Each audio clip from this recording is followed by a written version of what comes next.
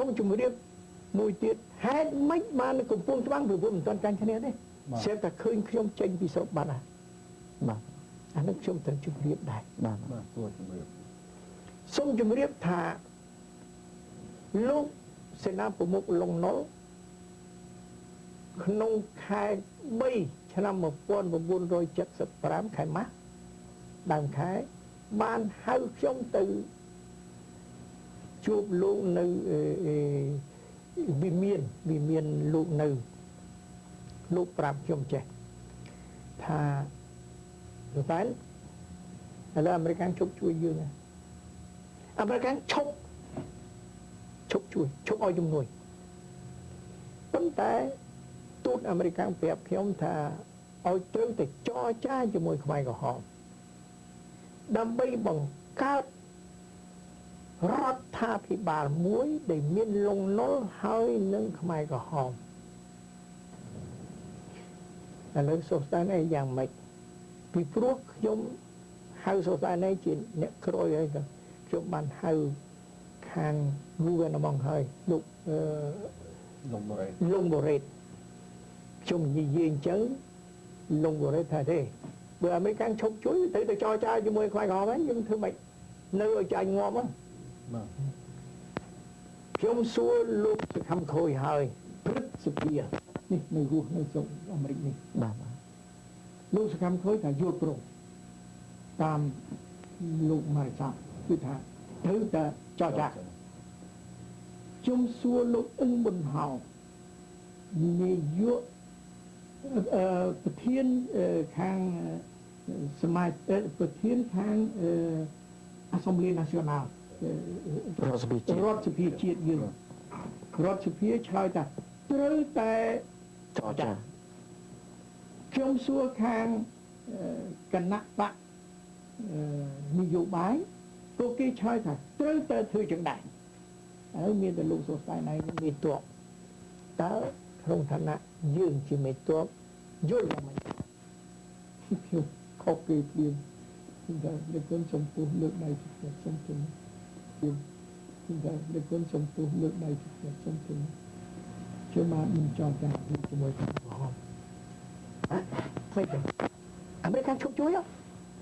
តែអាមេរិកគេឈប់ជួយជាភារកិច្ចរបស់គេ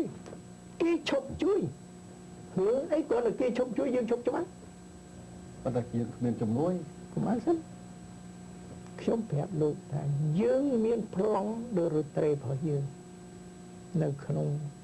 សេនាធិការខ្ញុំបានមានទី1យើងប្រម៉ែប្រមូលកម្លាំងយើងថយមកកំពង់ឆ្នាំង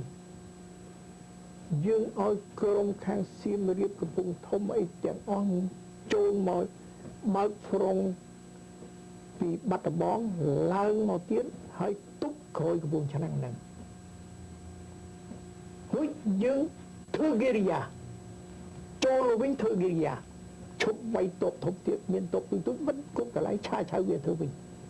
រើកំងសេចម្បាំងហ្នឹងរបៀបគិរិយាឡើងវិញសង្គ្រាមឆ្មក់មិនចាំបាច់មានគ្រឿងអាវុធធំធាត់អីទៀតទេមិនចាំបាច់មានកប៉ាល់ហោះទេមិនបាច់អីទេយើងមានប្រមាណធ្វើប៉ុណ្្នឹងហើយយើងទៅទិញអានេះខ្ញុំបាទឃើញមេតូតនឹងមួយបានខ្ញុំបាទប្រឆាំងនឹងនៃការសម្រេចរបស់អស់លោកទៀតហ្នឹងបាទលោកមកឲ្យលោកនោះថាលោកសុស្តែនឯងហ្នឹងអញ្ចឹងហ្មងគេប្រាប់ខ្ញុំគេទៀតហ្នឹងមិនគេណាទេគេប្រាប់ខ្ញុំថាលោកសុស្តែនឯងឲ្យទៅបានអង្គុយកៅអីលឿនចង់ខ្មែរងាប់ប្រហែលងាប់ចុះចង់ច្បាស់លោកនោះចូលទៅជាជើងយើងវិញខ្ញុំក៏ឆ្លើយលោកដោយគោរពថាបេគុណចង់ច្បាំងខ្ញុំបានអត់ចង់នេះខ្ញុំបានធ្វើទាហានសម្រាប់ច្បាំងមិនមែនចង់ទេ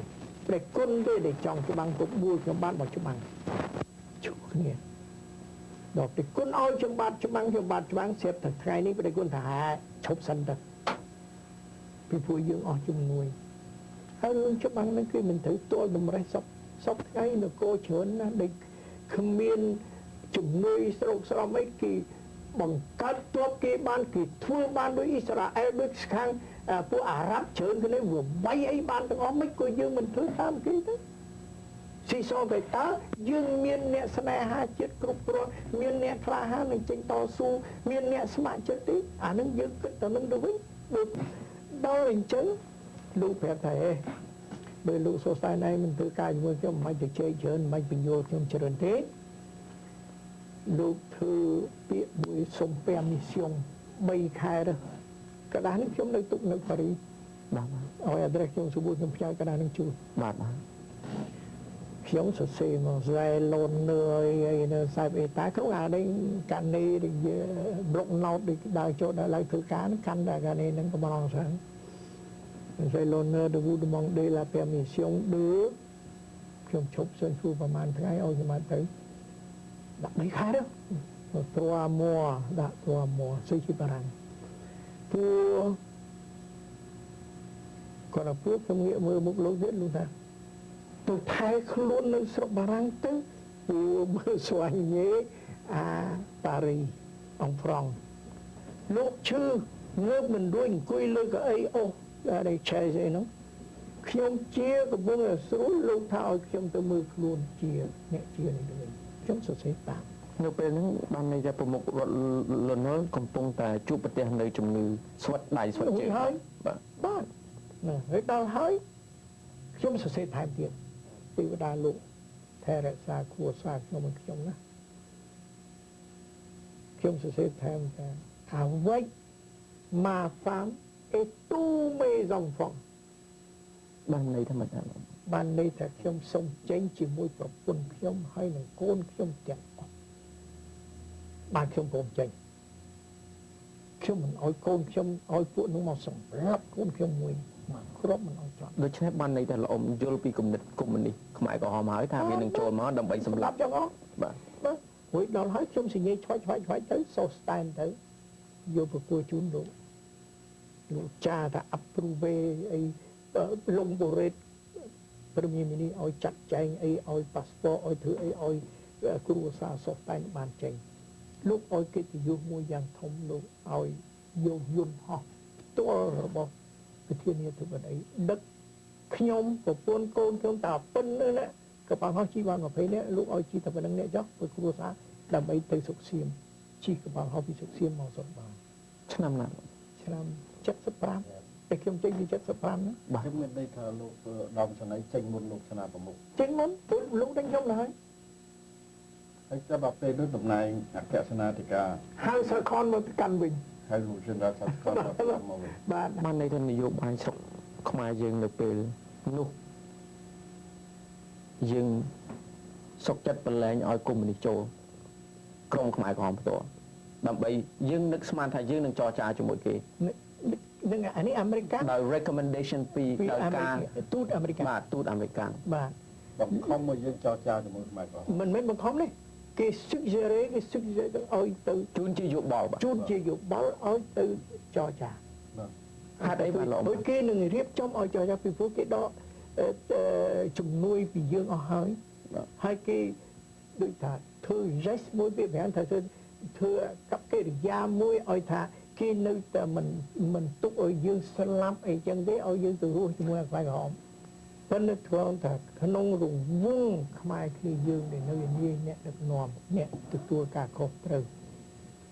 សូមជម្រាបថាមានតែខ្ញុំមួយទេដែលហ៊ានពេលនោះប្រឆាំងជាមួយលោកសេនាប្រមុខថា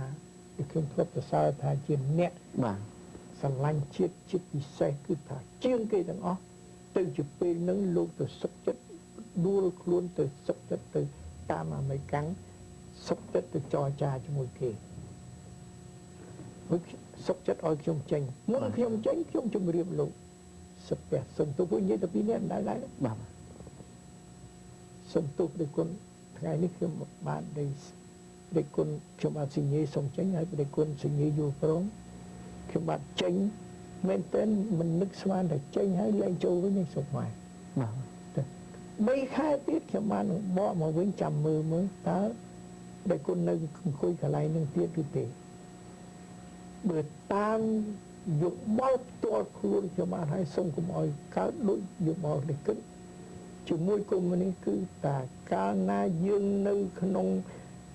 ពេល position ដែលវាខ្សោយ dương tranh kia ta xin nhé việc cho sắp xếp bụi dương đây con nước môn kia cho nó bên lúc miền đẹp là thà ô lục cho nào một lần nóiคือ lục lần non nó môi trong ví dụ đâu còn trái chi môi lòng đấy riết cùng rong ca với chia mai có hòm khai khai ở bệnh nó thà lông non nó cứ thà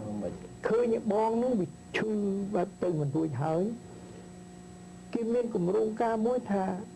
nơi từ trong môi đây là nơi to tăng tiệt bởi chân thơ mấy ở trong tranh phật đi sâu anh ấy trong đang khơi mà đây vì nó ngọt bạn đang để thư thì chơi kia với lục nó cứ thà chúng đang cùng rung ca vì nghe thì hiến một là nghe thì hiến để cầm rơ lông non prap nhóm thà thì thôi giang na có đó ông để con tranh phật bị sâu sân bên nó cần nó lừng lướt tung chi mai cả hóm từ tôi của mai cả hóm đâm bình trò trà thì tôi luôn trong thư xây kia đài thông tôi nên không đường này cái đó không ai có hôm chỗ sầm đau sầm lấp cần nó nướng bên kia